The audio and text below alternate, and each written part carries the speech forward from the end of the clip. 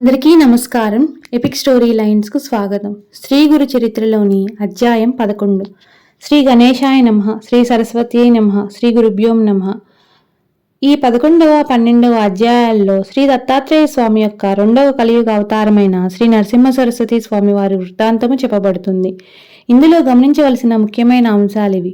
శ్రీపాద స్వామి గాని శ్రీ నరసింహ సరస్వతి స్వామి గాని తాము భగవద్ అవతారలమని లోకానికి చాటుకోలేదు. శ్రీరాముడు కూడా ఆత్మాన మానుషం మన్యే, నేను మానవుడననే తలుస్తున్నాను అన్నాడు. శ్రీకృష్ణుడు తాను భగవద్ అవతారమని అర్జునుడి వంటి ఆంతరంగికులకు మాత్రమే కొద్ది మందికి చెప్పాడు, కానీ లోకానికి చాటలేదు. దీన్ని బట్టి నిజమైన అవతార పురుషుడు తన నిజతత్వాన్ని లోకానికి చాటుకోడని తెలియాలి. వేదవ్యాసుల వంటి సత్యద్రష్టలు కొద్దిమంది మాత్రమే ఈ రహస్యాన్ని గుర్తించి లోకానికి తెలియపరిచారు.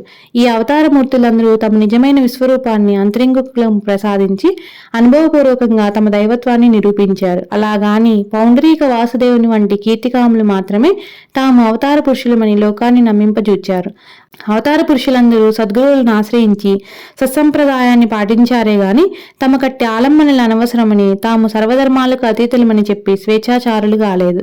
అవతార పురుషులందరిలాగే వీరిద్దరూ తాము జన్మతః పరిపూర్ణులైనప్పటికీ వినమ్రులైన సాధుకుల వల్లనే ప్రవర్తించారు, కానీ సిద్ధులమని విర్రవీగలేదు. వీరు దివ్యలీలను ప్రదర్శించినప్పటికీ అవి ఆర్తులను రక్షించేవిగాను, అర్ధార్థులను పోషించేవిగాను, నిర్దుష్టమైన ఆధ్యాత్మిక భావనను భక్తులకు ప్రసాదించి వారిని మోక్షోన్ముఖులను చేసేవిగా మాత్రమే ఉన్నాయి. కేవలం తమ శక్తి సామర్థ్యాలతో లోకులను సంభ్రమాశ్చర్యాలతో ముంచి తమకు కీర్తిని చేకూర్చే సాధనాలైన చిల్లర చమత్కారాలు వారెన్నడూ ప్రదర్శించలేదు. కథారంభము.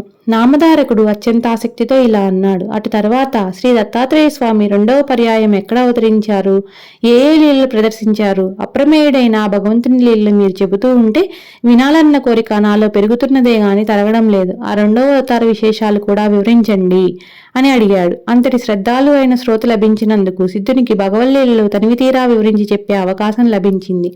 అట్టి అదృష్టానికి పొంగిపోయిన సిద్ధుడు, నామధారక, దీనిని ఉద్ధరించడానికి తనను తాను దత్తం చేసుకున్న పరమేశ్వరుని చేతలు యోగేంద్రులకు కూడా ఊహించ సాధ్యం కానివి. కనుక నేనెంత వర్ణించినా అగాధమైన ఆ గాథలో లవలేశమే అవుతుంది గాని ఆయన లీలలన్నీ చెప్పినట్లు కాదు సుమా, ఇక విను అని ఇలా చెప్పారు. శ్రీపాదస్వామి ఆదేశించినట్లు అంబిక తన జీవిత శేషమంతా శివ పూజలో గడిపింది. ఆమె మరుజన్మలో మహారాష్ట్రలోని కారంజా లేక లాడా కారంజా అను గ్రామంలో వాజసనేయ శాఖకు చెందిన ఒక సద్బ్రాహ్మణుని కుమార్తెగా జన్మించింది. తల్లిదండ్రులు ఆమెకు అంబా అని నామకరణం చేశారు.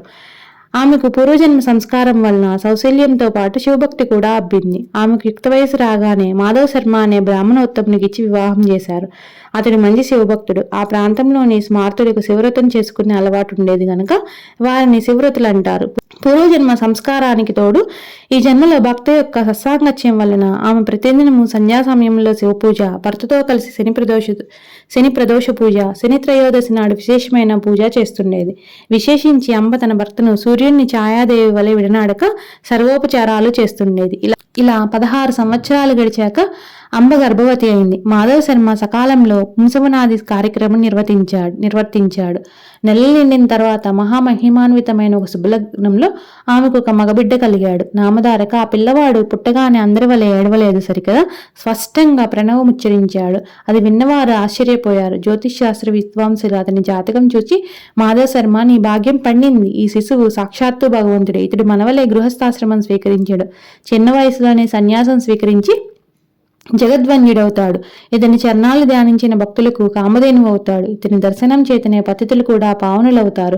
ఇతన్ని కన్నందువలన మీకు కీర్తి ప్రతిష్టలు, దివ్య సుఖాలు లభిస్తాయి అని దైవజ్ఞులు చెప్పారు. మాధవ శర్మ విద్వాంసులకు ఘనంగా దక్షిణ తాంబూలాలతో సత్కరించాడు.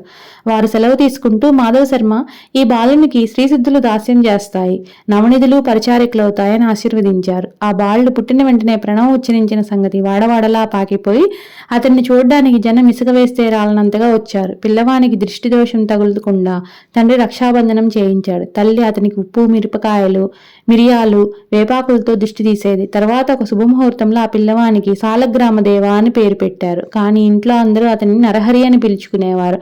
నరులంటే అజ్ఞాన భక్తులైన మానవులు, హరి అంటే మానవుల యొక్క అజ్ఞానం వలన కలిగిన దైన్య తాప పాపాలను పోగొట్టేవాడని అర్థం. ఆ పేరు ముందుగానే ఆయన అవతారమూర్తి అని సూచిస్తున్నట్లున్నది. బలహీనంగా ఉండడం వలన అంబ వద్ద పిల్లవానికి చాలినన్ని పాలు లేవు.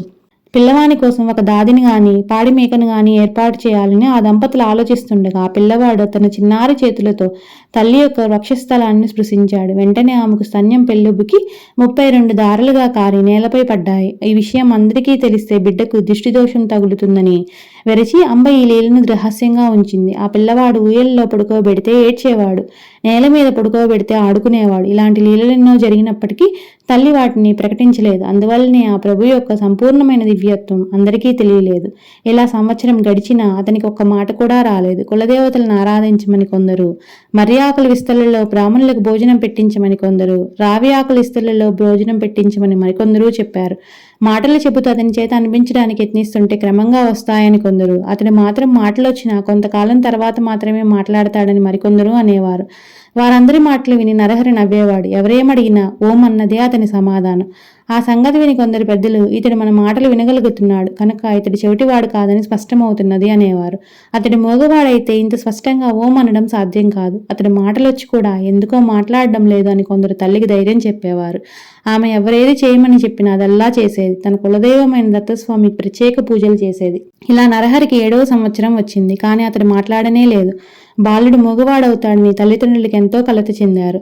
ఒకనాడు అంబ అతన్ని పరిస్థితికి కంటతడి పెట్టింది. అది చూచి నరహరి సైగలతో ఆమెను వారించి పక్కనే ఉన్న ఒక ఇనుప వస్తువును తెప్పించి చేతితో తాకాడు. తక్షణమే అది బంగారంగా మారింది. ఆశ్చర్యంతో తల్లిదండ్రులు మరికొన్ని ఇనుప వస్తువులు కూడా తెప్పించి అతని చేత తాకించారు. అవి కూడా బంగారంగా మారాయి. తమ పిల్లవాడు సామాన్యుడు కాదని, ఆ జన్మ సిద్ధుడని వారు గుర్తించారు. అయినప్పటికీ ఆ దంపతులు అతను మాట్లాడకపోవడం గురించి దిగులు పడుతూనే ఉండేవారు. అతడు వేదాధ్యయనం చేసి స్వధర్మాన్ని ఎలా పాలించగలడన్నదే మాధవ శర్మకున్న దిగులు. తల్లి ఒకరోజు అతన్ని అక్కును చేర్చుకొని కన్నీరు కారుస్తూ, నా కన్న తండ్రి, నీ మాటలు విని ఆనందించే భాగ్యం మాకు లేదా అన్నది. అది విని నరహరి నవ్వి తనకు ఉపనయనం చేయిస్తే మాట్లాడతానని, మొట్టమొదటిగా ఆమెతోనే మాట్లాడతానని సైగల ద్వారా తెలిపాడు. ఆ సంగతి విని మాధవ శర్మ ఆశ్చర్యపడి అతని ఉపనయనానికి ఒక శుభముహూర్తం నిర్ణయించి ఊరి వారందరినీ ఆహ్వానించాడు. గ్రామస్తులందరూ అతడి ఆశలు అడియాసలై నలుగురిలో తలవంపులకు గురి అవుతాడని తలిచారు. కొందరు పెద్దలు మాత్రం, అయ్యా, ఆ పిల్లవాడు గాయత్రి మంత్రం ఉచ్చరించగలిగితే మనకేమి, లేకపోతే మనకేమి, మనకు మాస్టర్ మృష్టాన్న భోజనము, ఘనంగా దక్షిణ తాంబూలాలు లభిస్తాయి కనుక ఈ ఉపనయన కార్యక్రమం జరుపుకోనివ్వండి అన్నారు. అందరూ ఉపనయనానికి మాధవ శర్మ ఇంట సమావేశమయ్యారు. నరహరి ముండనము, మాతృభోజనము అయ్యాక జింక చర్మము, పసుపు వస్త్రము ధరించాడు. చెవిలో గాయత్రి మంత్రం ఉపదేశించినప్పుడు నరహరి ఆ మంత్రరాజ్యాన్ని మనసులోనే జపించి దీక్ష తీసుకున్నాడు. తర్వాత అతడి తల్లికి నమస్కరించి ఆమెను భవతీ భిక్షాందేహి అని భిక్ష కోరి మొట్టమొదట ఆమెతోనే మాట్లాడతానని తల్లికి తానిచ్చిన మాట నిలబెట్టుకున్నాడు. తల్లి మొదట భిక్ష ఇచ్చి ఋగ్వేదం పఠించు, ఆచారం పాటించు అనగానే నరహరి అగ్నిమీలే పురోహితం అని ప్రారంభించి ఋగ్వేదంలోని మొదటి మంత్రం చెప్పాడు. అంబ రెండవసారి భిక్షయించి యజుర్వేదం పాటించు, ఆచారం పాటించు అనగా యజుర్వేదం పఠించు, ఆచారం పాటించు అనగానే నరహరి ఇషేత్వ అని ప్రారంభించి యజుర్వేదంలోని మొదటి మంత్రం పఠించాడు. తల్లి మూడవసారి భిక్ష ఇచ్చి సామవేదం పఠించు, ఆచారం పాటించు అనగానే నరహరి అగ్ని ఆయాహి అని ప్రారంభించి సామవేదంలోని మొదటి మంత్రం గానం చేశాడు. అది వినగానే తల్లిదండ్రుల ఆనందానికి, సభలోని వారి ఆశ్చర్యానికి అవధులు జీవితంలో మొట్టమొదటిసారిగా మాట్లాడడం, ప్రణవోచ్చారణ, తర్వాత వేదపఠనతో గాని చేయకూడదని నరహరి అంతకాలము మాట్లాడలేదని అందరూ అనుకున్నారు. 3 భిక్షలు అయ్యాక ఆయన 4వ వేదం కూడా చదివాడు. ఆయన భగవదవతారమని తెలుసుకొని అతడి బ్రాహ్మణులంతా నమస్కరించారు. సర్వశాస్త్రాలకు జన్మస్థానమైన ఆ ప్రభువుకు ఇది ఒక లెక్కలోనిది కాదు, క్రతువు పూర్తిగా వచ్చింది. మాధవ శర్మ దంపతులు అమితోత్సాహంలో ఉన్నారు. వాముని వలె భాషిస్తున్న నూతన బ్రహ్మచారి నరహరిని తల్లి ఆశీర్వదించి, నాయన, ఇక నుంచి నీవు భిక్షతోనే జీవించాలి సుమా అన్నది. వెంటనే అతడు తల్లికి నమస్కరించి, అమ్మా, నీ అనుజ్ఞ మేరకు నేను భిక్షువునవుతాను. నేను సన్యాసాశ్రమం స్వీకరించడానికి అనుమతించండి అని తండ్రి వైపు తిరిగాడు. ఆ మాటలకు ఆ తల్లి నివ్వెరపోయి దుఃఖిస్తూ, నాయన, ఒక్కగానొక్క మగబిడ్డవు. 16 సంవత్సరాలు మేము ఎంతగానో ఎదురు చూచి ఎన్నో వ్రతాలు ఆచరించాక పుట్టావు. తర్వాత 7 సంవత్సరాలు నీవు మాట్లాడనే లేదు. ఇంతకాలానికి పరమేశ్వరుని కృప వలన నేను చేస్తున్న పూజలు, వ్రతాలు ఫలించి ఈ రోజే మొట్టమొదటిసారిగా నీ మాటలు వినగలిగాను. అందుకు నేను సంతోషిస్తుండగా నీవిలా అంటావేమి? అప్పుడే నీవు ఇల్లు విడిచిపోతే మా గతి ఏమిటి? నీవు గృహస్థువై బిడ్డలు కలిగాక సన్యసించవచ్చు కదా అని బ్రతిమాలింది. అప్పుడు నరహరి తల్లిని కౌగిలించుకొని ఓదార్చి, అమ్మా, నా మాట విను. వివేకంతో ఆలోచించి వ్యర్థమైన దుఃఖాన్ని తొలగించుకో. నేను ధర్మరక్షణ కోసం అవతరించాను. నీకింకా 4 బిడ్డలు దయలు కలిగి ప్రేమతో మీ సేవ చేస్తారు. వెనకటి జన్మలో నీవు నిష్ఠతో శంకరుడిని పూజించడం వల్లనే నేను నీ గర్భవాసాన జన్మించాను అని చెప్పి ఆమె శిరస్సుపై తన చేయి ఉంచి ఆశీర్వదించాడు. వెంటనే ఆమెకు తన పూర్వజన్మ స్మృతి కలిగింది. అతడు శ్రీపాద వల్లభుడుగా దర్శనమిచ్చాడు. వెంటనే ఆమె ఆనందంతో పరవశించి అతని పాదాలపై పడి ఇలా అన్నది: స్వామి, పూర్వజన్మలో కుపుత్రవతినైన నేను ఆత్మాహుతికి పాల్పడినప్పుడు రక్షించిన శ్రీపాదుడువు నీవే. బ్రహ్మాండాలన్నీ నీలోనే ఉన్నాయి. అట్టి నీవు నా గర్భాన పుట్టినందువలన నా భద్రవంశము పితృవంశము కూడా పావనమయ్యాయి. అతడు ఆమెను లేవదీసి, అమ్మా, ఈ పూర్వవృత్తాంతం వెల్లడి చేయవద్దు. నీకొక రహస్యం చెబుతాను, గుప్తంగా ఉంచు. నేను సంసారమంటని సన్యాసిని. నేను చేయవలసిన తీర్థాటనము మొదలైన కార్యాలు ఎన్నో ఉన్నాయి. అవి నేను ప్రకటించ వీలులేనివి, రహస్యమైనవి. ఈ కర్తవ్యం నాకు తప్పదు కనుక నేను ఇంట్లో ఉండ వీలుపడదు. కనుక నీవు అనుమతి ప్రసాదించు అన్నాడు. శ్రీ దత్తాయ గురువే నమః. శ్రీ శ్రీపాద శ్రీ వల్లభాయ నమః. శ్రీ నరసింహ సరస్వతియే నమః. తదుపరి అధ్యాయాలను మరలా చెప్పుకుందాం.